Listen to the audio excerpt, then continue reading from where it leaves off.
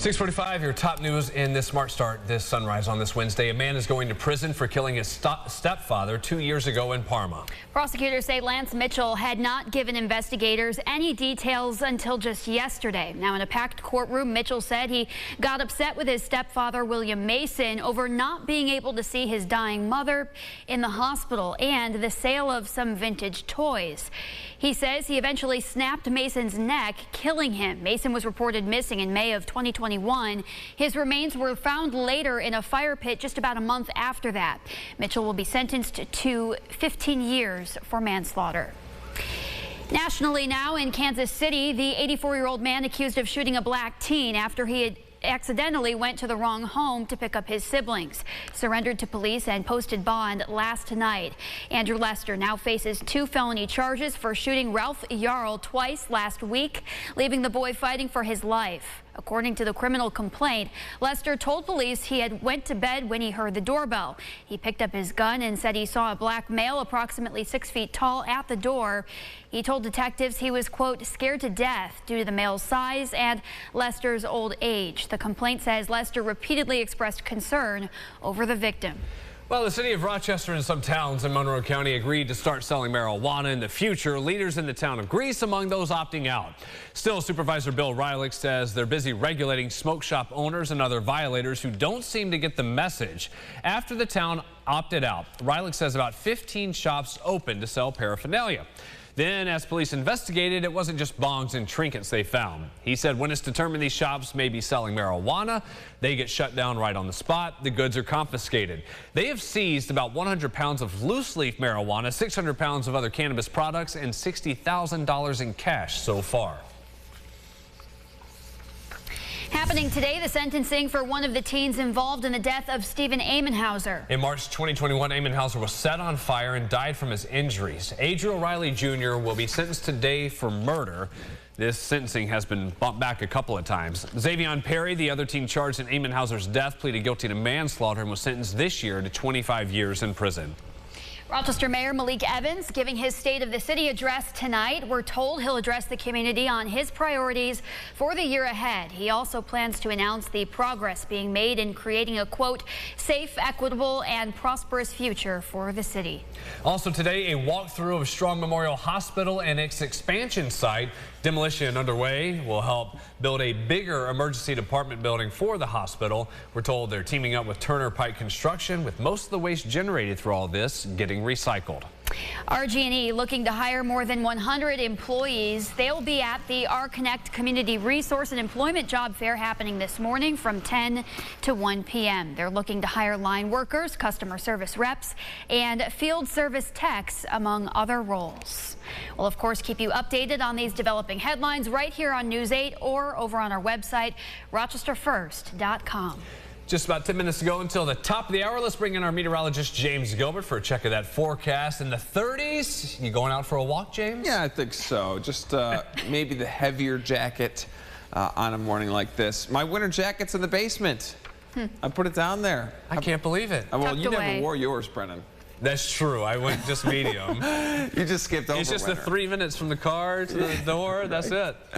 Natalie, is your winter jacket away?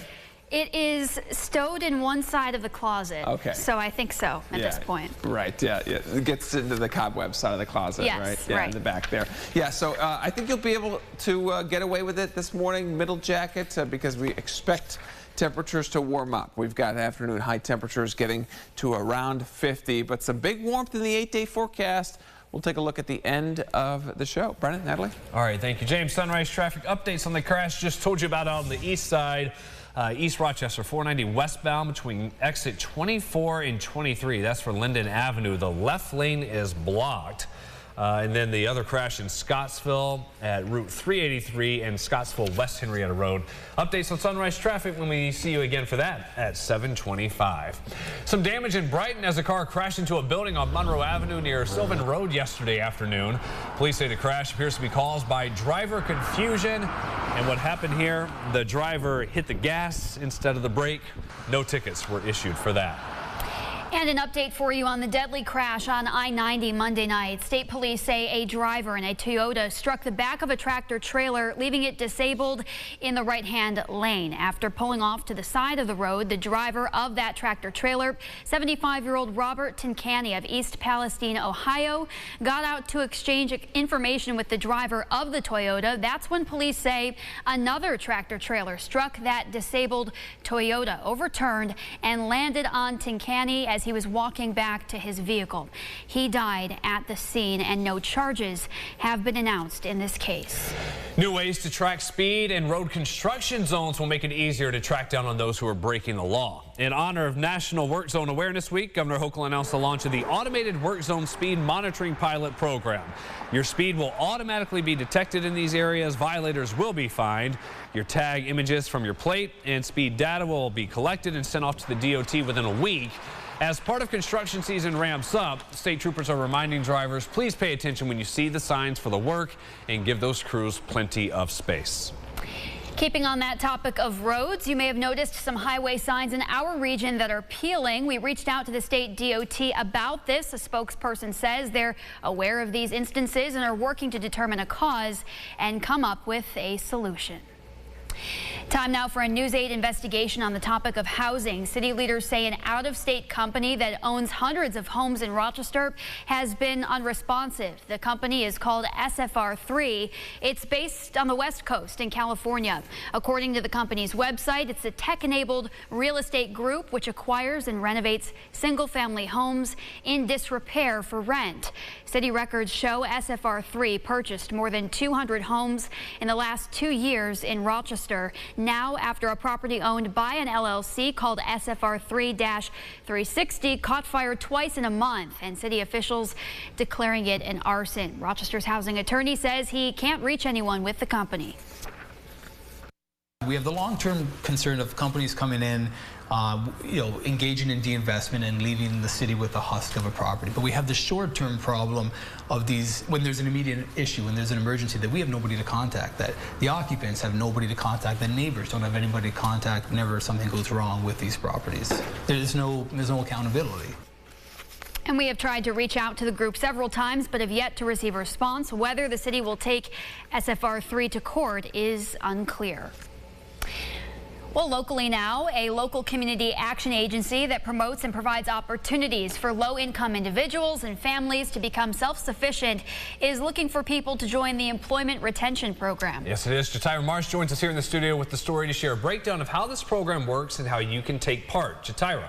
Brennan, Natalie, Action for a Better Community is recruiting for this program that aims to help workers gain and keep employment. The Employment Retention and Incentive Curriculum, or the ERIC program, is a 4-week intensive training course designed to provide participants with the workplace skills necessary to keep a job. People can earn up to $500 for attending and completing the program. It guides students to embrace change, discover conflict resolution style, and reinforce the value of critical thinking problem-solving skills. So ABC, we serve low-income individuals, and these are often people that may be excluded from the workforce. So it's important because we're able to get people that are often overlooked for employment opportunities, giving them an opportunity to get employment, and then that's just going to benefit our community as a whole. There is a limit of 10 individuals per session. All training will be held at the group's office on West Avenue from 10 a.m. to 2 p.m.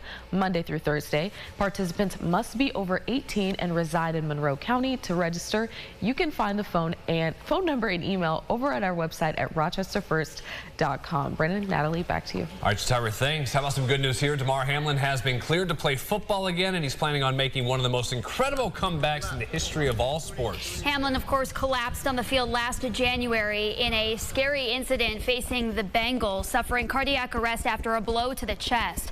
Hamlin is said to have no limitations as he makes his recovery. He attended voluntary workouts with the team yesterday in Orchard Park. He called his experience life-changing, but added this is not the end of his story.